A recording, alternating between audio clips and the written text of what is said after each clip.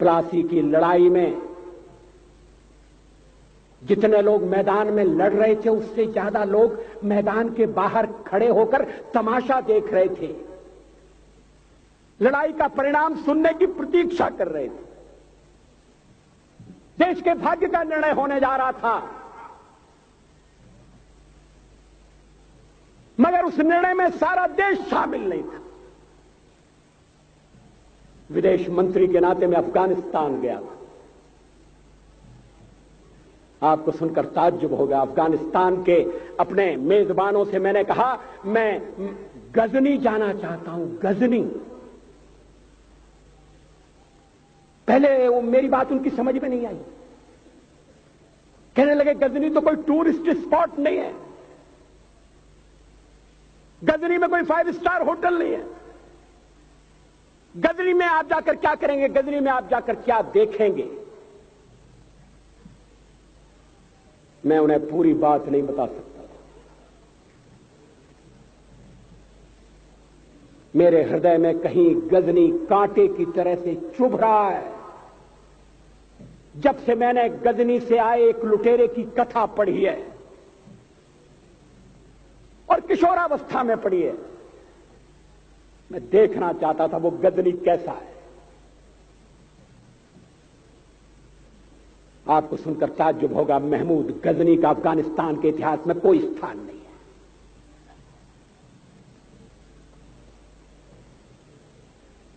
गजनी छोटी सी जगह है, छोटा सा गांव है। कल्पना करिए, सैकड़ों साल पहले वहां धूल उड़ती थी, झोंपड़ियां थी, मगर एक लुटेरा लुटेरों को इकट्ठा करता हुआ सोने की चिड़िया को लूटने के लिए चला आया। आपस की फूट से जो राजा है वो लड़ेगा, जो क्षत्रिय है वो लड़ेगा। हमने समाज के बहुत बड़े वर्ग को लड़ने के अधिकार से वंचित कर दिया। हमने उन्हें हथियार नहीं उठाने दिए। मार्शल नॉन मार्शल के आधार पर हमने समाज को बांट दिया। वो लुटेरा सोमनाथ के मंदिर तक चला गया। पुजारी देखते रहे। मंदिर की पूजा भक्तों को करना पड़ती है। मंदिर तो एक प्रेरणा का केंद्र है। मैं देशपांडे जी की तरह से नास्तिक नहीं हूं, मगर उनकी नास्तिकता में भी जो आस्तिकता है मैं उसका आदर करता हूं, उसका सम्मान करता हूं। वो जिस आत्मविश्वास से नास्तिक होने की बात कहते हैं, तो मैं उनसे कहना चाहता हूं वो सचमुच में नास्तिक नहीं है। जिसकी आस्तिकता है, जिसका विश्वास है, वो नास्तिक कैसे हो सकता है? विश्वास किसमें है ये बड़ी बात नहीं है, विश्वास है या नहीं।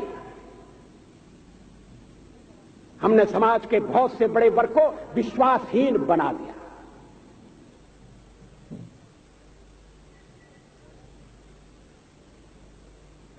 लोगों ने हथियार नहीं उठाए, वेद पढ़ने के दरवाजे बंद कर दिए। इसलिए हम पादाक्रांत हुए। अफगानिस्तान में मैंने एक बात और देखी। मुझे जिस होटल में ठहराया गया उसका नाम था कनिष्क। अफगानिस्तान एक मुस्लिम देश है। मुझे बड़ा ताज्जुब हुआ। मैंने कहा कनिष्क यहां कहां से आया? तो मेरे साथ अफगानिस्तान के विदेश मंत्री थे। मैंने कहा कनिष्क आपका कौन लगता है? कनिष्क से आपका क्या संबंध है? कहने लगे कनिष्क हमारा पूर्वज है, कनिष्क हमारा पुरखा है। He was one of our four father. मैंने कहा तब तो हमारे आपके पुरखे एक हैं। अफगानिस्तान के लोगों ने उपासना पद्धति बदली है, संस्कृति नहीं बदली। आज के भारत के परिवेश में यह सुनने के बाद थोड़ा विचित्र लगता है। हमारे यहां तो धर्मांतरण के साथ राष्ट्रांतरण होता है, ऐसा दृश्य दिखाई देता है। पड़ोसी देशों में ऐसा नहीं हुआ। अभी राम जन्मभूमि का मामला चल रहा है। एक विदेशी आए, कहने लगे ये राम जन्मभूमि का क्या झगड़ा है। हमने कहा इस पर विवाद हो रहा है कि श्री राम कहां पैदा हुए थे, और जहां पैदा हुए थे वो स्थान उनके मंदिर के लिए प्रयुक्त किया जाए या न किया जाए। वो इंडोनेशिया से आए थे, वो मुसलमान है।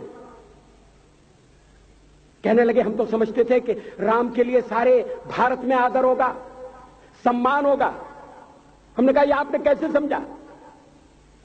कहने लगे आप तो इंडोनेशिया आ चुके हैं, इंडोनेशिया में बहुत से लोगों ने इस्लाम स्वीकार कर लिया, मगर श्री राम को विस्मृत नहीं किया, श्री राम को भुलाया नहीं। इंडोनेशिया के बाली द्वीप में 1 महीने रामायण की लीला होती है। मैं उस समारोह में जा चुका हूं। उस समय भी विदेश मंत्री मेरे पास बैठे थे। मैंने कहा ये रामायण ये क्या हो रहा है। मैंने कहा एक्सीलेंसी ये मंच पर क्या हो रहा है। कहने लगे एक्सीलेंसी आपको पता होना चाहिए। हमने कहा मुझे तो पता है मगर मैं जानना चाहता हूं। कहने लगे ये रामायण है, ये राम है, ये लक्ष्मण है, ये सीता है।